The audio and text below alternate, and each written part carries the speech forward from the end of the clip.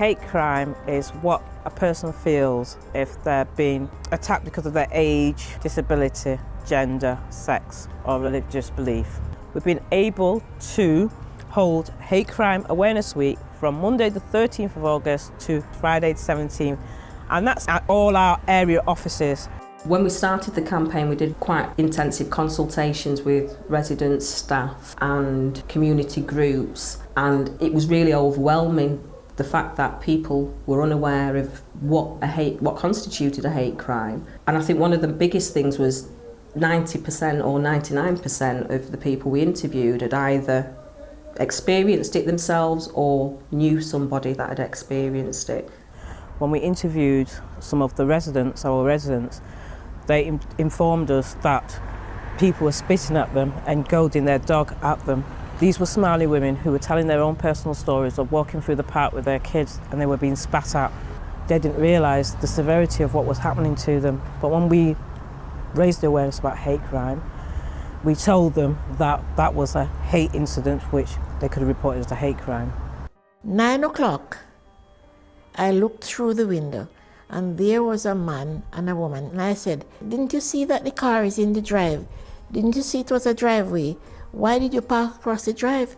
And she looked up at me and said, "Why don't you go back to your country and swing on the trees?" There was once I ended up in court because of the neighbor who was here, using abusive words and telling us that we don't belong here, we should go back to our country. And not once, not twice, many times. And the father was told, but he didn't do anything because that's his son.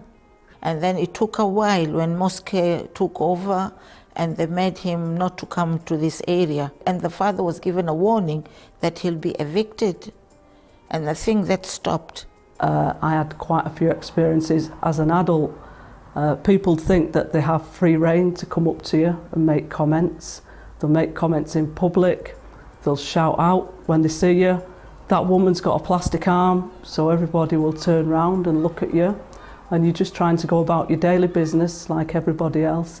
You want to fit in, you don't want to be different. In terms of Mosscare working in partnership, I know we've set up hate crime champions with young people. And they've been involved in Hate Crime Week. Their role is to go out in the community. For example, somebody who attends university, they will promote what we're doing and they'll be the champion for that area and then report back to Mosscare on what they've achieved or what they've done. We thought it'd be a good idea for us to go out today in the community and speak to people who are passing, because what I've found is that a lot of people are not aware that we're a third-party reporting centre, so it's something we need to address, and I think that's very important. Because of the partnership work we've been doing at the local tasking meetings and speaking around the table, different agencies, and the police receiving hate crime reports, and no one actually doing anything about it, there was funding available, and I put in an application form and thought, well, Mosscare, we're in the heart of the community. We can, do something about it. So we've got 1,500 and we put on 4 events between 2010 and 2011 throughout our area where we worked. And I thought that was a great achievement. So basically, Mosscare is doing the Hate Crime Awareness Week this week. It started on Monday.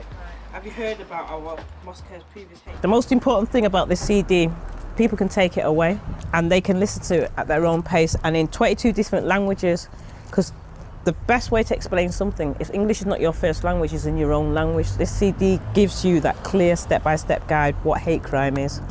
So like it says, in partnership with the police, Manchester City Council and Miriam and Mosscare Housing.